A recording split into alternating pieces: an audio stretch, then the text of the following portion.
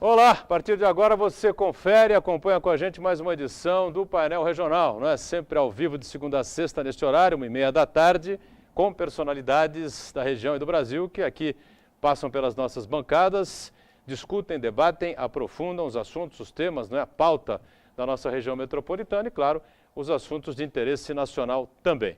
Lembrando, né, telefone sempre à sua disposição, 3014-5281, você liga, participa com a sua pergunta, com o seu comentário, com a sua opinião a respeito dos temas, dos assuntos que a gente coloca em discussão, que a gente coloca em debate aqui durante o programa.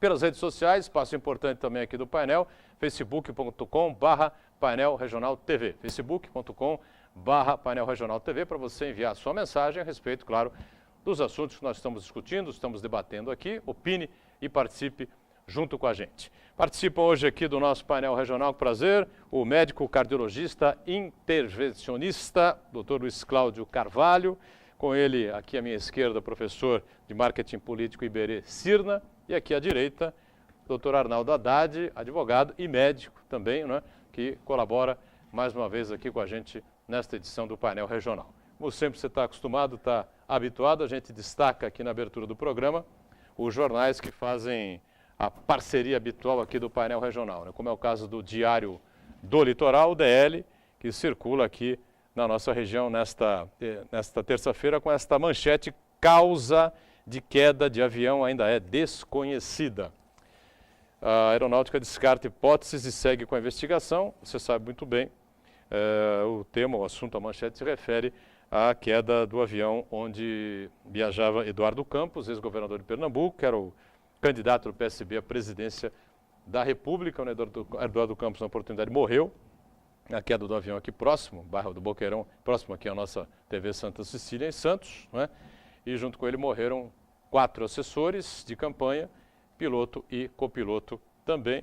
A aeronáutica segue aí procurando, né, buscando a solução, desvendar esse caso, né? Eu passo aqui ao nosso Dr. Luiz Cláudio, passo a outra edição ao Iberê, e aqui o Arnaldo Haddad recebe também o nosso DL, o Diário do Litoral. E o Espaço Aberto, né, jornal mensal, nesta edição de janeiro de 2015, a gente vai destacar também, né? Está aqui o Espaço Aberto falando, centralizar um pouquinho mais aqui, né? Cidades comemoram Idade Nova com festa, tá certo? As cidades aqui, São Vicente, Praia Grande, Santos, aniversariaram durante este mês de janeiro, que rapidamente, como um raio, como um foguete, já está fechando as portas, né? Janeiro se encerra agora no próximo sábado, parece mentira, mas não é não, é verdade. Aqui o Dr. Luiz Cláudio recebe o Espaço Aberto, como também o Iberê. A gente passa também uma edição aqui ao nosso companheiro, nosso amigo Dr. Arnaldo Haddad. Pois não. E a gente já emenda cumprimentando aqui os companheiros de mesa, né? Nossos convidados dessa edição do painel. Médico intervencionista ou intensivista? Ele vai me corrigir e vai explicar direitinho. Dr. Luiz Cláudio Carvalho, cardiologista, conosco nesta edição. Tudo bem, doutor? Tudo bem, boa tarde, Boturão, boa tarde, Iberê, boa tarde, Haddad, boa tarde, Oni. Cardiologista intervencionista. Intervencionista. Isso. Na realidade, a gente está entre o meio do cardiologista clínico e o cirurgião cardíaco propriamente dito. O que a gente faz, na realidade, é desobstruir as artérias do coração com o chamado stent, quando existe a sua devida indicação. Perfeito. Iberê Cirna, professor Iberê, mais uma vez com a gente. Tudo bem, Iberê? Tudo bem, um prazer estar de volta a essa bancada e muito tranquilo, porque agora estou com um cardiologista do lado aqui, entendeu? Eu posso até ficar mais nervosinho e tal, pelo menos estar com um médico do lado aqui, já fico mais tranquilo. Mas é um prazer estar com vocês. Ele pode intervir a qualquer momento, né? Fica à vontade. Arnaldo Haddad, médico e advogado, agora mais advogado do que médico, participa mais uma vez com a gente, prazer recebê-lo. Tudo bem, doutor Arnaldo? Boa tarde, Boturão, boa tarde, Luiz Cláudio, Ione, Iberê. Eu agradeço o convite e boa tarde também aos seus telespectadores. E já falaram aqui que a Ione foi colocada ao meu lado para compensar a minha feiura, né? Sim, eu concordo, porque ela é bonita, simpática, ela vai compensar. Aliás, essa mesa aqui, fora o Boturão, que é o nosso chefe aqui hoje, ela lembra aquela peça, vai dizer, hein? Aquela fábula, A Bela e a Fera, né? Nós somos as feras, ela é a Bela. Olha, 3014-5281, lembro mais uma vez para você participar conosco, nós sempre à sua disposição pelas redes sociais, facebook.com/Painel Regional TV. Estamos online sempre pelo site da TV Santa Cecília, você acessa lá, clica no ícone Painel Regional, confere a gente em tempo real e depois do programa encerrado ele vai para o YouTube para você rever como preferir ou o programa por inteiro ou os trechos que julgar mais interessantes, né? E a bela do programa, como diz o nosso Arnaldo Haddad, é sempre atenta à sua participação pelas redes sociais ou pelo telefone e tudo aquilo que é produzido aqui para a equipe do Painel Regional. Tudo bem, Ione? Olá, boa tarde, Butrão, boa tarde, convidados. Muito obrigada pelo elogio, doutor. Boa tarde a você aí de casa que também está nos assistindo. Eu já estou aqui logada no Facebook esperando a sua participação, suas críticas, dúvidas, sugestões. Aqui é a nossa bancada democrática, né? E também a nossa produção te espera através do telefone. Muito bem. Olha, um assunto que ganhou aí mídia nacional e continua, né? Porque os processos estão avançando aí pelo país afora, seja com relação aos médicos, seja com relação aos planos de saúde, enfim, né? É essa questão das indicações de próteses, né? Sejam elas quais forem, né? Existe uma série de indicações para uma série de próteses, para uma série de problemas no organismo, uma série de especialidades na área da medicina, não é? Para a gente começar, as mais comuns, você sabe quais são? O Haddad joelho, parte de... essa coisa dessa outra especialidade da medicina, a ortopedia, enfim, são as mais comuns, porque a cardiologia também, na sequência aqui, o doutor Luiz Cláudio vai nos explicar, né? Antes de entrar nesse assunto, eu quero cumprimentar o Fabião pela nomeação na Secretaria de Cultura, uma pessoa talhada para o cargo, e eu desejo ao Fabião que use toda a sua capacidade para ser um excelente secretário, que ele já foi no meio ambiente. Desejo toda a sorte do mundo e a inspiração necessária para ele conseguir chegar onde ele vai colocar a cultura, que, aliás, ele está assumindo uma posição espinhosa, que saiu o Raul Cristiano, que também foi um excelente secretário. Para sobressair, ele vai ter que trabalhar bastante. Então, boa sorte para o Fabião, um grande abraço, um beijo no seu coração. Doutorão, as próteses mais comuns que a gente vê, que está tendo esse tipo de problema, são as próteses de quadril. As próteses de quadril. Quadril, né? Até porque tem vários tipos, tem prótese de titânio, prótese de outros metais mais simples, tem a de cerâmica. Então você vai usar prótese de acordo com o tempo de vida e a função desse paciente. Por exemplo, se você pegar uma senhora de 90 anos, você não vai colocar uma prótese de cerâmica, nem uma de titânio, porque ela é bastante cara e ela não vai ter uma sobrevida tão grande que necessite, nem vai ter uma dinâmica que necessite uma prótese dessa. Então você pode usar uma prótese mais simples. Já se você for fazer uma prótese de quadril num paciente de 30, 40 anos, você vai ter que usar uma dessas para que você possa, que ele vai ter uma sobrevida maior, e ele vai usar, ele ainda vai fazer esporte, ainda vai andar bastante, então existem indicações para cada uma delas.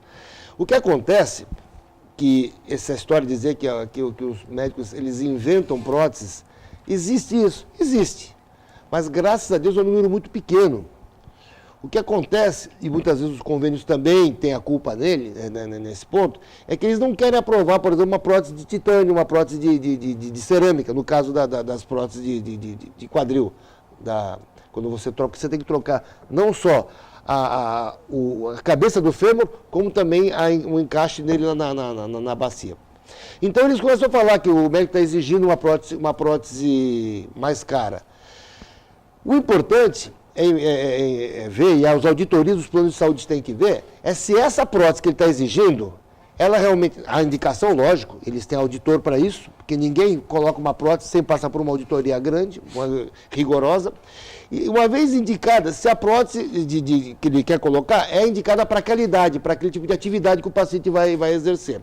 Isso, quem pode ver muito bem, quem tem obrigação de ver, é as auditorias dos planos de saúde. Porque o médico, às vezes, vai usar uma prótese que o plano de saúde exige e a coisa não dá certo ou arruma um problema, ele vai responder um processo. Aí ele vai responder um processo, e isso vale para qualquer outro tipo. Se você for falar, o Luiz Cláudio vai falar daqui a pouquinho sobre os stents. Se você usa alguma coisa de uma qualidade pior e o paciente necessitar e não for bem indicado, porque o convênio não quis, ele vai responder um processo e o convênio não vai pagar o advogado, não vai pagar as custas, não vai pagar uma futura indenização. Então, tem a prótese de joelho? Tem também, mas a maior briga que a gente tem visto são as próteses de quadril, na parte da ortopedia.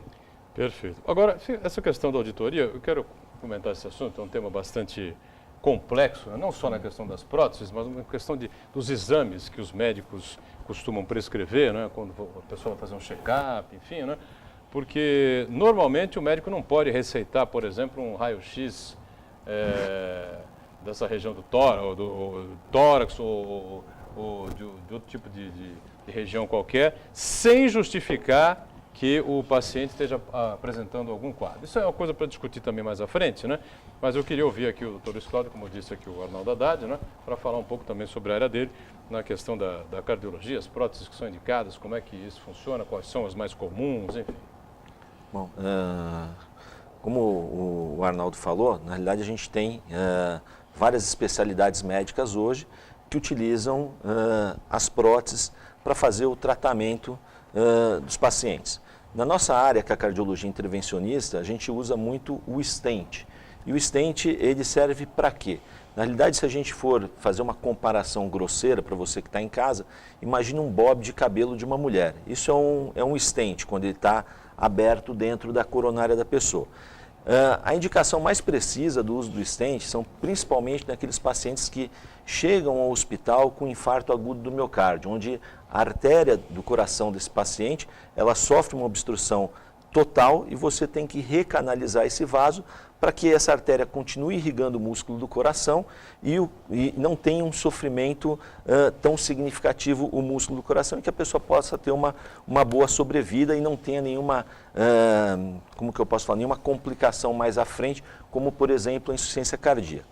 Agora, logicamente, existem também as indicações de pacientes que vão em consultórios médicos, fazem seus exames preventivos e, de repente, num teste ergométrico, numa cintilografia, num ecocardiograma, é detectado alguma alteração, esse paciente é encaminhado para um cateterismo cardíaco e aí você vai diagnosticar se esse paciente tem uma obstrução, várias obstruções em uma, duas, três artérias e a partir daí você vai indicar o tratamento. E o tratamento, a indicação da prótese, ela vai depender do quê? Do número de vasos acometidos, da extensão da lesão, do diâmetro da lesão. Então você tem que fazer uma análise também anatômica para você poder indicar as próteses. Muitas vezes esses pacientes que têm muitas lesões muito extensas, pacientes diabéticos, às vezes a cirurgia de ponte de safena é o que acaba sendo melhor para esses pacientes. É mais complexa. Mais complexa. O que ocorre na nossa área é que a gente tem, hoje, a gente está entrando para um terceiro tipo de stent no mercado. E a medicina, como o Arnaldo estava falando, ela é a única área que, na realidade, que quanto mais você massifica os tratamentos, sempre vem alguma coisa mais nova e encarece todo o procedimento. Então, quando a gente começou com os stents na década de 90, você usava um stent que ele era uma malha única de metal e você implantava ele no coração, na artéria do coração da pessoa e muitas vezes ele formava uma cicatriz, tipo um queloide dentro e voltava a obstruir. Esse era o calcanhar de Aquiles do cardiologista intervencionista. A partir da década de 2000 foi desenvolvido um outro stent que ele é praticamente igual, a única coisa que ele é diferente é que ele é embebido numa droga, é o que a gente chama de stent farmacológico. Esse stent, na realidade, ele vai liberando uma droga e ele vai evitando que se forme essa cicatriz. E agora que a gente está passando por uma nova fase da cardiologia intervencionista, são os novos stents que são os chamados de bioabsorvíveis. Então isso talvez seja uma revolução. Foi aprovado agora no Brasil no final do ano passado e o stent bioabsorvível ele usa um material tipo aquele copinho de plástico ele é implantado, ele é uma malha como se fosse realmente um stent metálico, só que ele é de plástico, e ele vai ser implantado na artéria do coração.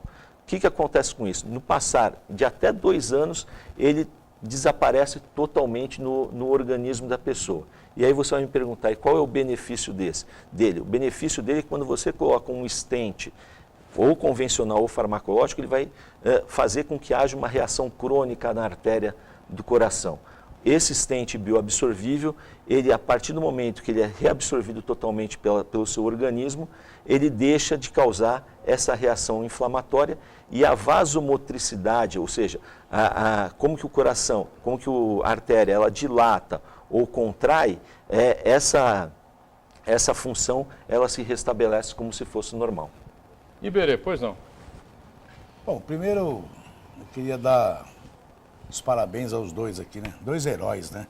Para mim, médico no Brasil é herói. Primeiro, eu fico olhando aqui o nosso ex-presidente dizendo que a saúde do Brasil, SUS, né? Essas bobagens que eles estão falando por aí, dizendo que a saúde no Brasil é invejável. Que os Estados Unidos deveriam copiar o Brasil. São essas tranqueiras que são faladas. E aí vem um médico, né? E que é obrigado a trabalhar nessas precárias instalações, fazer milagre, por isso eu acho que são corajosos. E aí, assim, lógico que o Haddad mesmo disse, lá são poucos aqueles que montam aquela falcatrua, mas tem as auditorias dos planos. Então é uma coisa meio confusa no Brasil. Primeiro, ser médico, eu acho que já é um ato heróico, porque o médico vai ter que atender dentro de um hospital e nós sabemos como é que os hospitais brasileiros funcionam e estão com qualidade, né? Quando tem um esparadrapo é uma alegria, eles fazem até esparadrapo, eles fazem festa. Quando tem gás, então, é uma festa, tem até groselha. É assim, isto é a saúde no Brasil. Qualidade de formação nós temos. O Brasil é um dos celeiros médicos do mundo. Só que não tem onde operar, gente. O que nós temos é que o governo federal tomar vergonha e ter o quê? Uma solução para a saúde brasileira. O médico nós temos. A qualidade da medicina e da formação nós temos. Está aqui o exemplo. O doutor Cláudio está dizendo aqui, está dando uma aula. Então nós temos, mas onde é que vai operar? Albert Einstein, Sírio-Libanês. Quer dizer, você tem três hospitais. O resto é um Deus nos acuda. Eu quero saber quantas vezes esses médicos são reconhecidos. Não.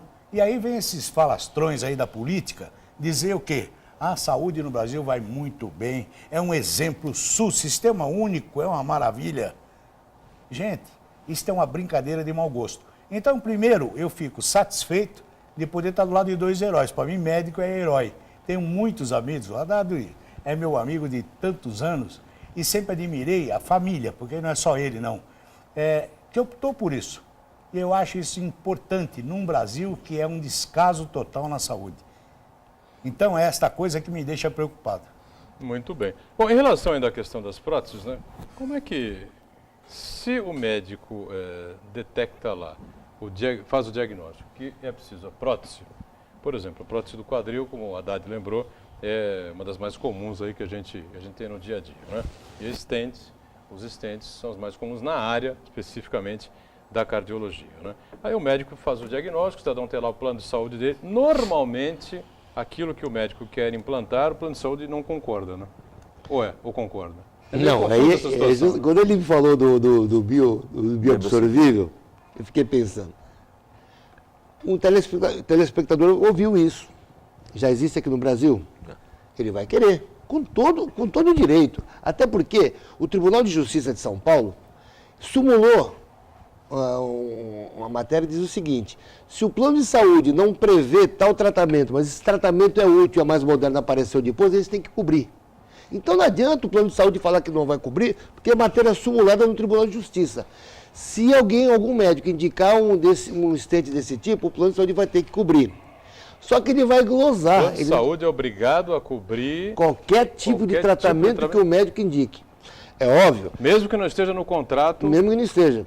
Mesmo que que faz esteja. com o seu cliente? Apareceu porque depois a lei 9656 de 98 que regulamenta essa matéria, quando ela veio, as pessoas que migraram, as que não tinham direito a tudo, migraram.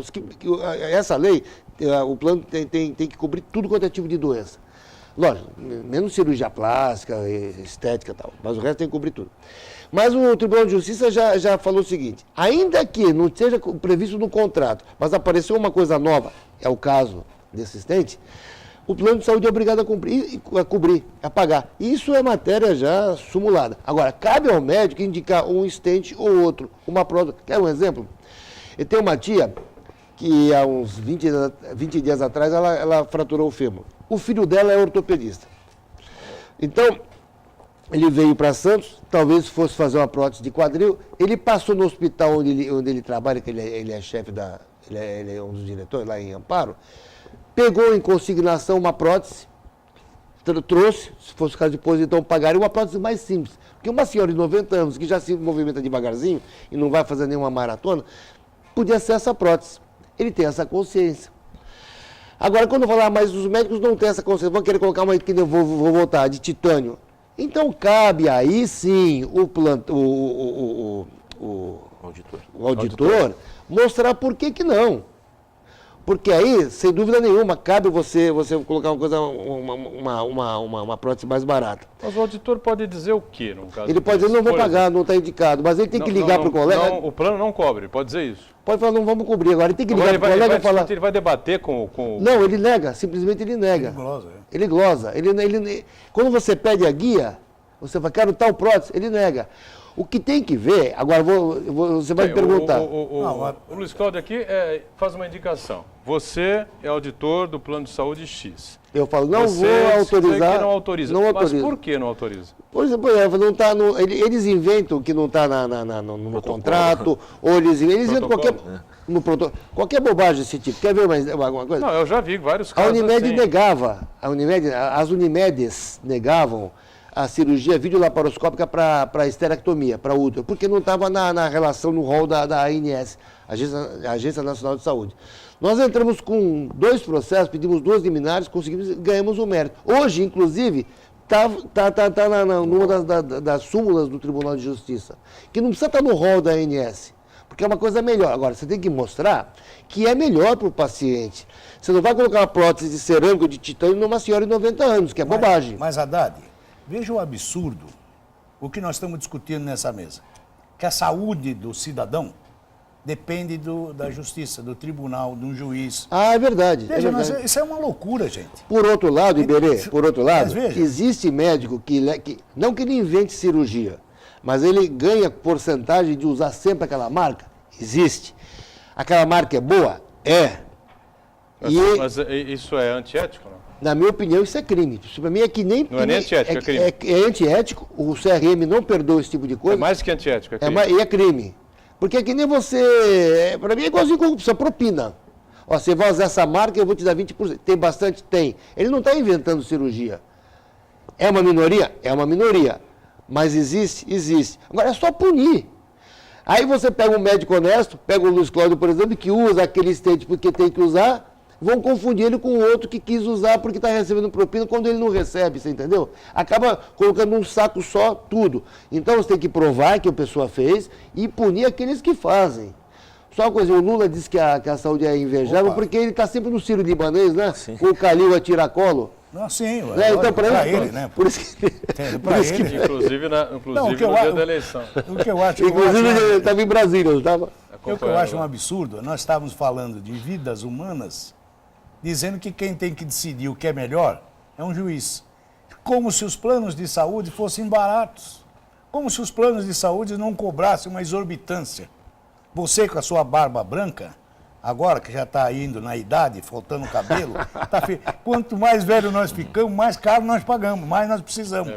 E aí, como é que você conhece a minha linha política. Eu nunca fui de esquerda e nunca vou ser, se Deus quiser. Mas eu não sou favorável à medicina particular. Eu sou favorável à carreira de Estado do médico, que ele vai ganhar como juiz ou promotor, mas vai para as periferias para poder trabalhar. Agora, A medicina, os planos de saúde têm que existir, tudo bem, para dar um plus, para a pessoa pegar uma coisa assim um pouquinho melhor, um apartamento, porque a saúde pública tinha que ser de boa qualidade. E se você não desse 1,5 bilhão por ano para aquele bandido lá que não morre nunca, o Fidel Castro, por ano, você podia aplicar. Não, você podia aplicar na saúde brasileira. Esses cubanos aí estão indicando prótese de plástico que vem na 25 de março. Você sabe o que esses cubanos estão fazendo? Ué. Eles indicam, aqui em Santos, eu gostaria até que o Ministério Público da Saúde, como é que chama a promotora? É uma promotora até muito competente. Ele receitou, para uma criança de 1 ano, medicação em comprimido. De 1 ano de idade? Em 1 ano. Eu te boto no meu celular, só não posso mostrar o Você nem nome olhou da a criança. Não, ele não sabe nem o que ele está fazendo. Não olhou. Lá em Tietê, perto da eleição, um mês antes da eleição de presidente, um cubano, ele foi drenar um tórax de um acidentado, ele drenou o fígado, drenou no 9º espaço, Luiz Cláudio. Tem que drenar no 5º, 6º espaço, né? Drenou no 9º. Ele drenou o fígado do fulano. Ele nem pode fazer procedimento cirúrgico, ele drenou. É que mandaram... Era uma emergência, talvez, né? Ah, mas a Ele emergência... se aventurou lá e fez podia isso. drenar o cérebro dele, ia sair aquilo que sai nos canais aqui de Santos. E só para terminar, aí foi lá para Sorocaba, aí abriram, tinha meio litro de sangue no abdômen, imagina que estava no frasco. Aí conseguiram salvar o coitado. Tenho foto disso tudo.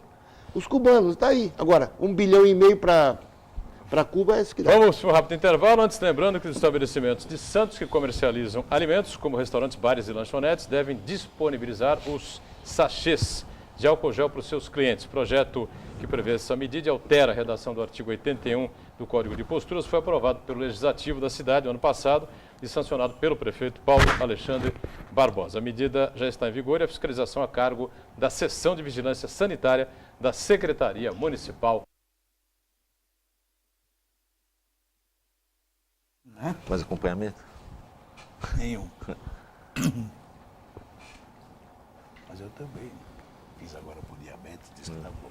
Muito bem, a gente volta. Este é o segundo bloco do nosso painel regional, falando sobre saúde, falando sobre a polêmica que envolve as próteses, sejam elas quais forem, né? E a tal máfia que foi denunciada há alguns dias e que gerou uma polêmica danada pelo Brasil afora. Né? Aqui à minha esquerda, o Dr. Luiz Cláudio Carvalho, do Instituto Santista de Hemodinâmica, ele que é cardiologista intervencionista. Agora acertei, né? O Iberê Cirno ao lado dele, nosso professor de marketing político. Aqui é o nosso Arnaldo Haddad, advogado e médico também. E a Ione Furukawa atenta às participações dos telespectadores, né?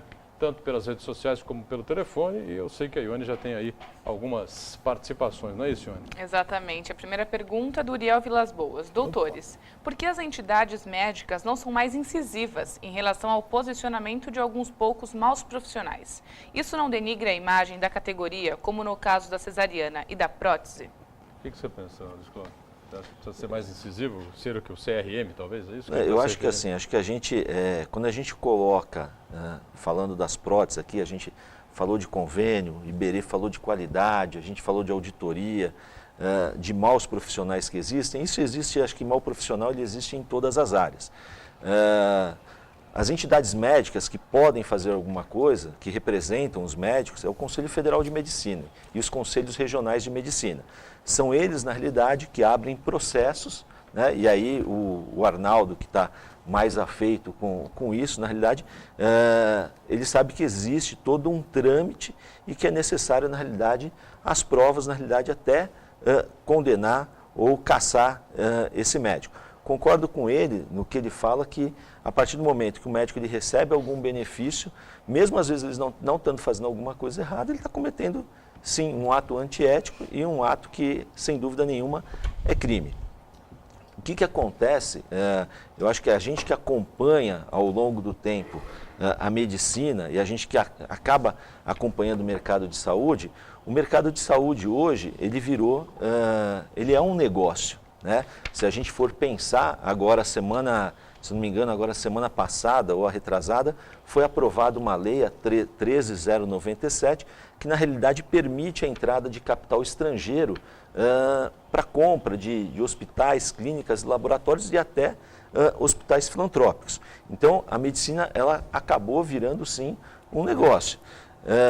Porém, algumas pessoas acham que isso é ruim. essas entidades, os investidores estrangeiros entrarem nos hospitais daqui.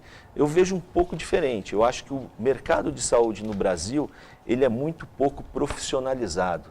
Então, a gente vê tudo isso porque existe uma falta de profissionalismo. A gente precisa montar estruturas de governança dentro dos hospitais, dentro das estruturas hospitalares e de saúde. A gente precisa criar regras de compliance para acompanhar exatamente o que cada um está fazendo. Não é, na realidade, um sensor, mas é acompanhar para ver se está sendo feito tudo corretamente. A gente vive um sistema que você recebe, o médico ele recebe pelo aquilo que ele produz, pelo aquilo que ele faz. E aí você não tem ninguém qualificando, vendo se isso tem uma certa qualidade ou não. Então está todo mundo pagando e às vezes não sabe o que está pagando. Muitas vezes os auditores de planos de saúde, como o Haddad falou, às vezes eles não têm nem conhecimento daquela determinada área. Você pega um pediatra para auditar cardiologia. Você pega um cardiologista para auditar ortopedia. Verdade. Então, assim, o sistema inteiro ele está errado. Hoje existe uma grita nos planos de saúde porque a sinistralidade ela está muito alta. Então, está colocando em xeque a perenidade dos planos de saúde. Por sua vez, os hospitais, na realidade, hoje eles têm dificuldade. A remuneração da maioria dos hospitais ela é pouca. Então, eles precisam sobreviver de alguma forma. E o que eles fazem hoje? Os hospitais, na realidade, eles acabam ganhando nos materiais e medicamentos, órteses e próteses. Isso é uma realidade no mercado. Só que ninguém senta e ninguém tenta equacionar essa dificuldade inteira, esse salseiro. E a medicina da gente, a área médica, ela foi regulada, a saúde, ela é regulada há muito pouco tempo. A ANS é de 2000. A Agência Nacional de Saúde ela foi aprovada em 2000. Então, nós temos 15 anos de regulação.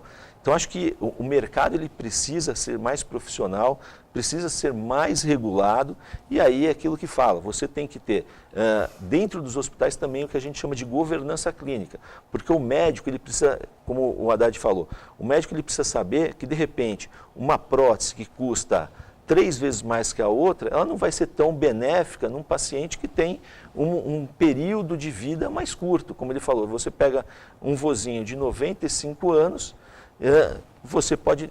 Qual que é a expectativa de vida dele em relação a uma pessoa de 40, 45 anos? Então, você também tem que discernir e saber indicar de forma mais adequada possível, né? Eu acho assim, eu acho que o que o doutor está falando é assim, a falta de profissionalismo na rede hospitalar é um negócio calamitoso, que obriga as entidades, não o médico, mas as entidades buscarem alternativa para poder sobreviver. Apontem aí também na Santa Casa de São Paulo, gente. Tanto, não sei quantos, 67 milhões de dívida. Então... É de gestão, né? É um problema da gestão hospitalar, é um negócio curioso no Brasil. E aí sobra para o médico. Curioso e caótico, né? Sobra para o médico. Por quê?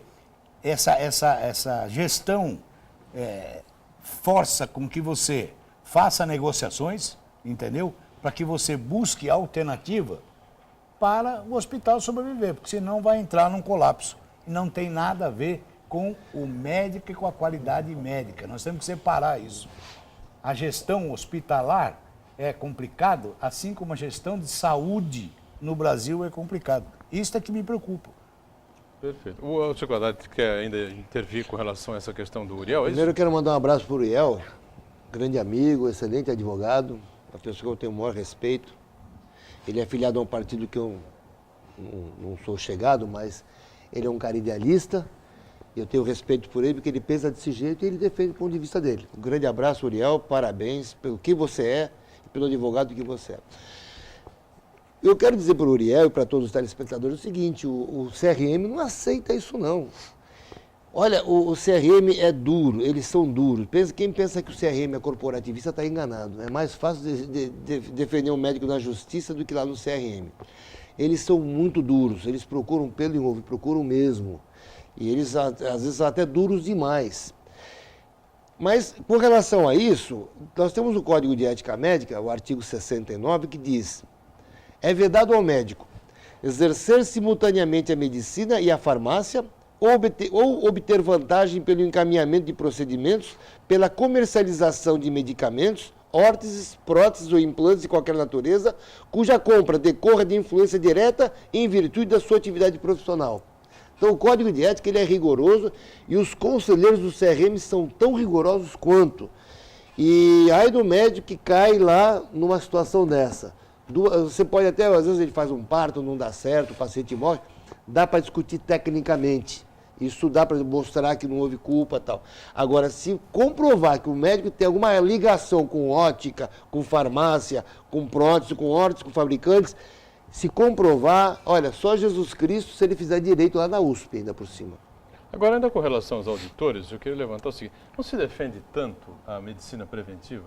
Para você praticar a medicina preventiva, você precisa fazer um check-up, pelo menos anual, tá certo ou não? Um exame geral, para ver como é que as coisas estão indo, enfim. Bom, eu estou falando que já passei por isso, né? Comigo e com a minha mãe, né? Aí a médica prescreve lá, raio-x disso, raio-x daquilo lá, mais isso, mais aquilo. Aí chega o auditor da Unimed, ou no caso da Unimed, né? Ou de outro plano de saúde qualquer, né? Que é até pior do que a Unimed na maioria dos casos, né? Não, mas não está dizendo aqui por que está pedindo isso. Minha filha, eu estou fazendo um check-up, posso? Não, mas a médica tem que, no caso a médica, né, tem que prescrever aqui, ou seja, eu tenho que estar com uma dor de estômago para fazer o raio-x nessa região aqui, não é? Não. Tem que estar com um problema, tosse, ameaça de Tosse com broncopneumonia, secreção amarela. para fazer o raio-x, né, de tórax. Tenho que estar, não sei, com alguma... um sintoma de alguma coisa para fazer que tipo de exame for, né? Ou seja, então, qual é a lógica da coisa? Eu acho que, na realidade, é isso que eu falei para você. A gente também tem que ver o aspecto, não estou falando o caso que você mencionou, mas hoje a maioria dos planos de saúde são planos coletivos, né? Porque o plano individual, o aumento ele é regulado pelo governo, pela ANS.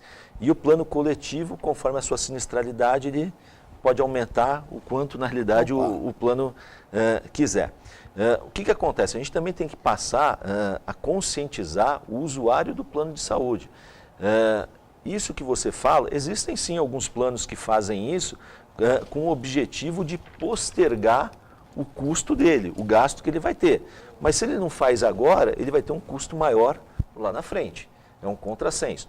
Eu acho que só para exemplificar, eu não vou falar o nome do plano, mas existe hoje o mercado, para ser saudável, o mercado de plano de saúde, se fala que você tem que ter uma sinistralidade em torno de 75%. A grande maioria dos planos de saúde hoje, eles têm uma sinistralidade acima de 80%. Então, isso começa a colocar a saúde financeira desses planos em xeque. Tanto é que os grandes planos que estão começando a tomar lugar dos menores planos. Na contramão desse mercado, existe um plano de saúde que ele só aceita paciente acima de 49 anos. E é o contrassenso. Teoricamente, essa população que gasta mais. Né? Só que eles criaram, principalmente em São Paulo, centros.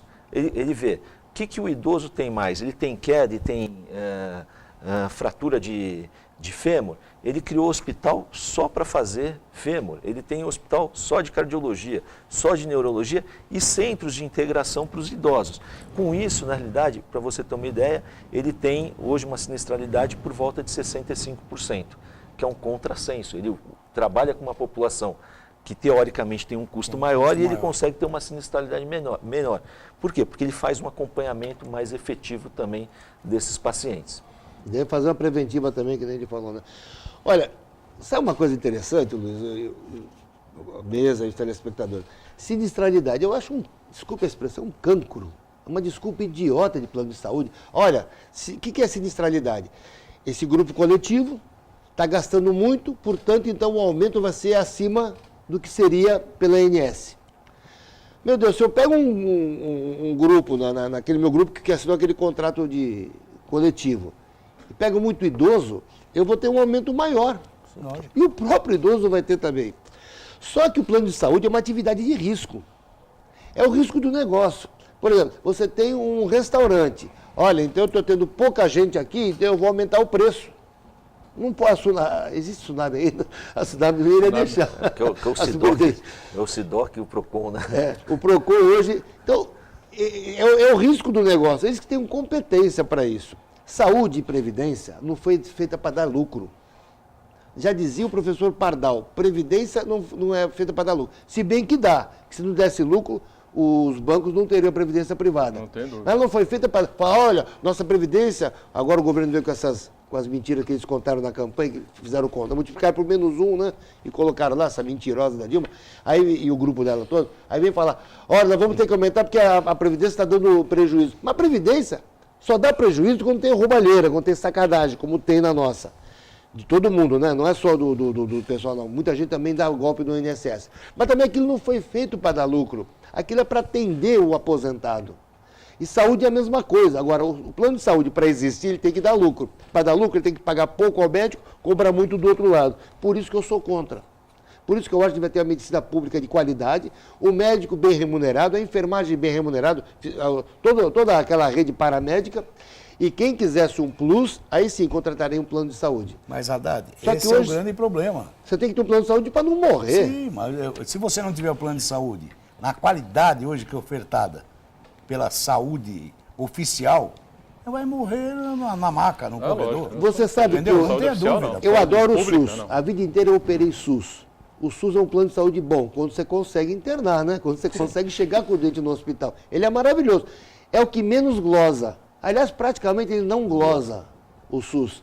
Você pode colocar o state do que até de ouro, de platina. Se tiver indicação, eles desde que você justifique. Até porque, se no SUS o médico falar bobagem desse tipo e quiser faturar, aí é crime federal, né? Sim. Aí é crime contra a economia popular, contra a economia, contra o SUS. Então é uma coisa pior. Vamos para mais um intervalo e o painel regional volta em instantes, é rápido.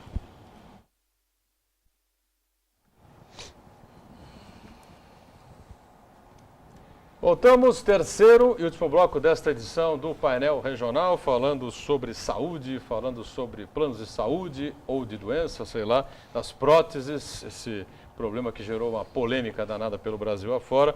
Dr. Luiz Cláudio Carvalho conosco, aqui do Instituto Santista de Hemodinâmica, ao lado do nosso Iberê.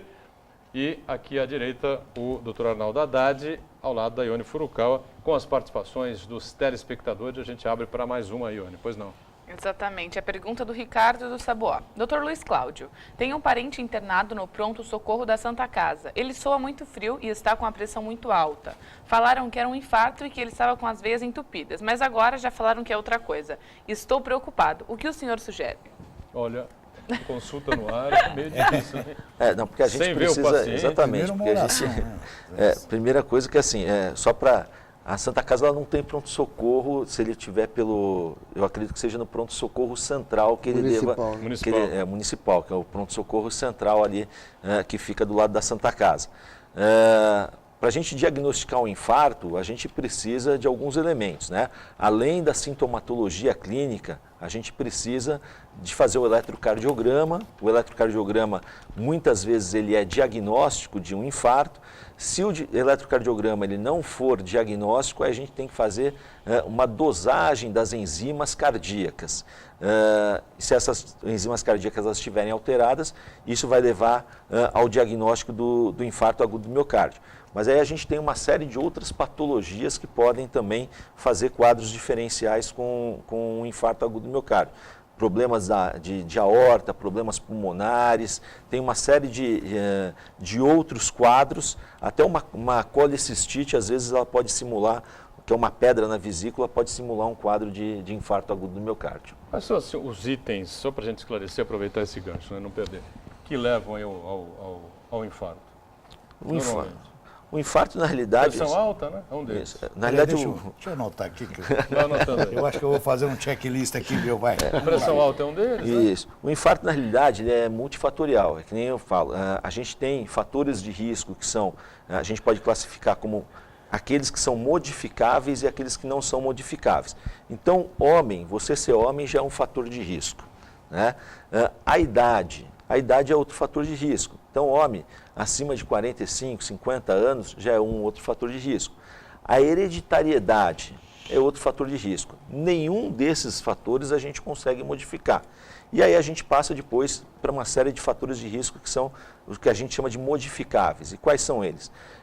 Primeira coisa é a hipertensão, como você falou, é um fator de risco. O colesterol alto é outro fator de risco. O tabagismo, outro fator de risco. A obesidade, outro fator de risco. Sedentarismo, outro fator de risco. Então a gente vai tendo o diabetes, é outro fator de risco. O tabagismo, outro fator de risco. Então, a doença coronariana, ela é multifatorial. Então, quanto mais fator de risco você tem, maior a tua chance de ter infarto.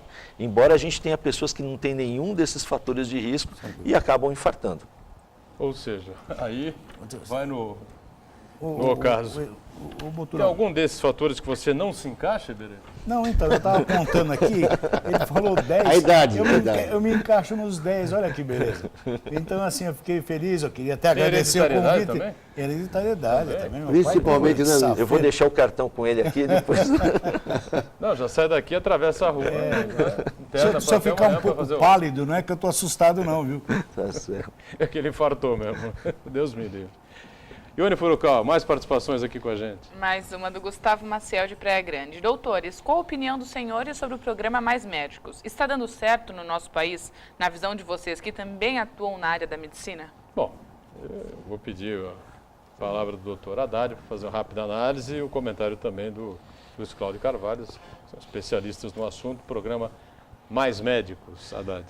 Olha, como é o nome do telespectador? Gustavo Maciel. Gustavo, se você encontrar um mais médico na tua frente, sai correndo. Porque eles não têm formação nenhuma. Se eles fossem bons, eles teriam feito a prova aqui, o Revalida, e teriam inscrição no Conselho Regional de onde eles trabalham. O mais médicos é o maior estelionato eleitoral que eu já vi, porque a medicina em Cuba é muito ruim. E os outros médicos de outros países que vêm para cá e não conseguem passar no exame da Revalida, então eles vão ter que trabalhar nessa situação. E não pode fazer nenhum outro tipo, a não ser a medicina primária, né? Medir uma pressão, auscultar um coração. Só que eles não têm formação.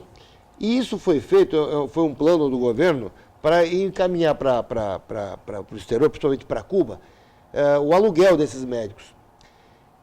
O Brasil gasta hoje mais ou menos 1 bilhão e 500 milhões de reais só de aluguel que eles mandam para Cuba, isso só para Cuba. E se a gente tivesse a carreira de Estado de médico, você teria os médicos que iriam trabalhar só para o Estado, só para o SUS, também que nem um juiz ou um promotor. Ele vai ser escalado para ir para a periferia, para cá, para lá, e ele vai ter que cumprir até ele se graduar o suficiente para ficar num centro maior, que ele vai escolher de acordo com as vagas que vão surgindo. Isso é o que a gente quer, isso que já está no Congresso Nacional, é isso que as entidades médicas querem. Só que o Mais Médicos veio para fazer esse tipo de política. Quem não tem nada, coloca lá um cara para medir a pressão, e o paciente que nunca teve nada naquela periferia do Amazonas, ou do Pará, ou do Piauí, eles ficam felizes, porque acham que tem. O governo finge que dá médico, e o coitado do cidadão finge que é atendido.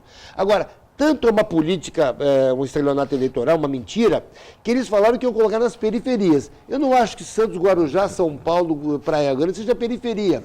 Você tem mais médicos nas policlínicas todas aqui. Você tem mais médicos e não tem periferia nenhuma. Você tem mais médicos onde você vai em ambulatório. E, inclusive, eu não duvido nada que logo vai ter em pronto-socorro. Aí vão acabar com a pobreza, vão matar os pobres todos, não é verdade? Se esse governo quer, eles vão conseguir. Eles não podem fazer esse tipo de atendimento, mas vão acabar fazendo. Em Guarujá, por exemplo, eles atuam nos ambulatórios.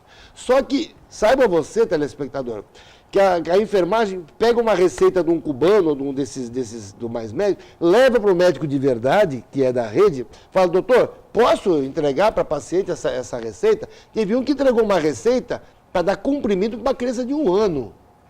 Teve outro que receitou um xarope com vodka. Boa. Teve outro, xarope com vodka. Xarope com vodka? Xarope com vodka. Eu te mostro, tá no céu. Teve outro que, quando foi pedir um ultrassom de mamas, colocou ultrassom dos peitos. Pelo amor de Deus, o Mais Médico é uma mentira. O governo devia... Olha, eu acho que esse negócio de Mais Médico que o governo fez é pior do que o Petrolão, viu? Não pela corrupção, mas sim pelo absurdo. Eles estão colocando gente a população em risco, porque esse pessoal é despreparado, então aí só... E outra, e estão criando um problema agora, viu, Buturão? Viu, Iberê, o Luiz, o Iones? Os médicos estão começando a pedir agora a isonomia salarial. Isso. Eles querem ganhar os 10 mil que eles ganham, mais os 2.500 do auxílio moradia e vão conseguir. E outra, isso é mão de obra escrava, porque o cubano, dos 10 mil que ele teria que receber, ele está recebendo só por volta de 1.000 e pouco. O resto vai lá para aquela ilha demagógica e sanguinária daqueles dois assassinos, ditadores. Já foi feito agora o acordo com o presidente Obama, né? E pode ser que Cuba agora dê um giro de 180 graus. Não sei o que o doutor Luiz Cláudio pensa a respeito. Se mudar de 360 para botar essa mesma coisa. Eu também acho que, na realidade, acaba sendo, sim, um estelionato eleitoral. Eu acho que, como o Haddad falou aqui, se você oferecer para o médico condições e salário digno, como uma carreira de Estado para o médico, ele vai para o Amazonas, ele vai para o Mato Grosso, ele vai para todos esses lugares. E a incongruência do programa... A estrutura. A infraestrutura é o principal, porque você não consegue fazer... O cara chega lá, não tem equipamento, não tem nada. Exatamente, me leva lá para o interior do Amazonas, para fazer uma angioplastia, não tem equipamento, não tem como. Então, e como ele falou, a incongruência do programa é essa. Se na realidade era para você colocar médicos em locais que não tinham médicos, a gente fica abismado, porque Santos, São Vicente, Guarujá, Campinas tem mais médicos. Então isso não vem de acordo com o que a política do governo falava. Ione Furukawa, pois não? Mas... Posso só fazer um comentário final disso aí que eu esqueci? Desculpe, viu? Isso aí é uma economia municipal. As prefeituras estariam proibidas de deixar de contratar para trazer ele não pode substituir o médico da rede. Mas estão fazendo isso sim, todas, Guarujá, todas elas estão fazendo isso sim. E o tutor, esses caras têm que ter um tutor, sabia disso? Está lá naquela lei que criou essa confusão, eles têm que ter um tutor. O tutor dos mais médicos da Baixada Santista, ou de Santos, acho que não sabe nem onde fica a Via Anchieta nem imigrantes. Nunca vieram aqui. Faço uma denúncia aqui para o Ministério Público do Estado de São Paulo de Santos, que fiscalizem as policlínicas, os ambulatórios, para ver se esses... É menos médico, né? Mas eles chamam de mais médico. Eles não estão aqui para se responsabilizar, para estar juntos, eles têm que estar juntos com esses médicos, Para avaliar o trabalho deles, é isso? Não, para orientar, mas não estão. Eu estou fazendo uma denúncia aqui para que o Ministério Público do Estado de São Paulo vá nas policlínicas e fiscalize isso, porque é um verdadeiro absurdo. Esses tutores ganham para isso e não comparecem. Ione, mais participações com a gente? Do José Roberto, da Vila Tupim, Praia Grande. Senhor Iberê, nunca fui PT, mas lendo a Folha de São Paulo, tem a manchete sindicalista que defende salário e o desemprego. Na minha visão, o sindicalista tem mesmo que defender salário de quem está desempregado e que luta por um emprego. Acho que a Dilma está no caminho certo. Qual a sua opinião? Bom, primeiro, eu acho que ela não está no caminho certo faz muito tempo. É a minha opinião. Até porque o sindicalismo no Brasil acabou faz muito tempo. Ele só serviu, e os seus últimos estertores, foi para criar um partido dos trabalhadores, colocar alguém na presidência e viver em cima do sindicalismo. O sindicalismo foi jogado, estão vendo aí o desemprego na área da região do ABC, aí, nas montadoras, estão vendo qual é a postura do governo. Então esta coisa do sindicato, ser uma massa de manobra, já foi. Então, eu, lamentavelmente, acho que a presidente Dilma está completamente perdida quanto ao aspecto de garantias aos trabalhadores. Dito isso, está aí o salário-desemprego, essas coisas, tudo que ela está fazendo, está desdizendo aquilo que disse na campanha. E é esse tipo de governo que nós não podemos dar crédito, nem dizer que ela está no caminho certo. Primeiro, que eu acho que ela não achou caminho nenhum. Segundo, que ela está dependendo de orientação de ministros que tenham competência, como esse da Fazenda, como do Planejamento, e que estão no ouvido dela dizendo que tem que ser feito. Então, a minha preocupação é que ela tem ainda muito tempo para achar um caminho. Eu gostaria muito, como brasileiro, que ela achasse um caminho. Até agora, ela não achou. Ficou 4, vai ficar mais 4, o anterior do 8 também não achou, e nós vamos assim... E o Brasil não está achando. Você que está me perguntando, está escutando aqui o descalabro que é a saúde. Qual é o caminho que a presidente achou? Nenhum. Está lá de baixo. Ela baixa a cabeça, se esconde e vão para frente. Porque ela não depende disso, ela não se trata naquele hospital lá de Parapitanga, sabe qual que é? Que não tem nem médico, não tem nem cadeira. Ela não vai lá para se tratar. Então, assim, falta caminhos, falta realmente clareza para esse governo, que até agora não mostrou para que veio. O professor José Pascoal Vaz, seu amigo, né, Berê? Sem dúvida. O Pascoal defendia uma tese que a partir do momento que o sujeito fosse eleito ou assumisse um cargo público, ele imediatamente ficava proibido de colocar filho numa escola particular, não é? De se tratar, de fazer qualquer tipo de exame num hospital particular. Ele seria obrigado a atuar, a frequentar tudo que fosse público, seja na área da educação, seja na área da saúde. Isso gerou uma polêmica danada num programa de rádio que eu apresentava na antiga CBN, não é? Com um ex-prefeito, né? O Pascoal no estúdio e o ex-prefeito na linha, né? Dando uma entrevista. O tema era outro, depois entrou-se por esse caminho aí. Eu quero agradecer muito no finalzinho do painel regional, mais uma vez a presença sempre importante do Dr. Luiz Cláudio Carvalho, obrigado. Ele que é do Instituto Santista de Hemodinâmica, obrigado, até uma outra. Obrigado. Valeu, Iberê, obrigado por estar conosco. Meu caro Haddad, volte sempre aqui, participação sempre importante. Obrigado a Ione, você que acompanhou e participou com a gente mais uma vez. Nós estamos sempre juntos, de segunda a sexta, 1h30 da tarde, e à noite com a reprise às 20 horas. No final de semana, painel regional sábado, 3 da tarde, e no domingo uma outra edição às 5 da tarde. Obrigado. Tchau.